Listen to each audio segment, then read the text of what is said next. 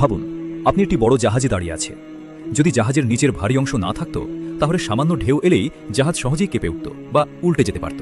ঠিক তেমনি আমাদের পৃথিবীও ভেতরে ভেতরে সবসময় নড়াচড়া করছে, কারণ এর নিচে রয়েছে টেকটনিক প্লেট, যা ধীরে ধীরে সরে যায় এবং ভূমিকম্প সৃষ্টি করে।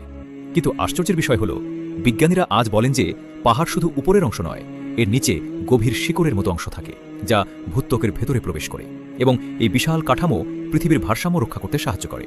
এই ধারণাকে বলা হয় আইসোস্ট্যাসি, অর্থাৎ পাহাড়গুলো এক ধরনের পেরেক বা খুঁটির মতো কাজ করে, যা ভূপৃষ্ঠকে স্থিতিশীল রাখতে ভূমিকা রাখে।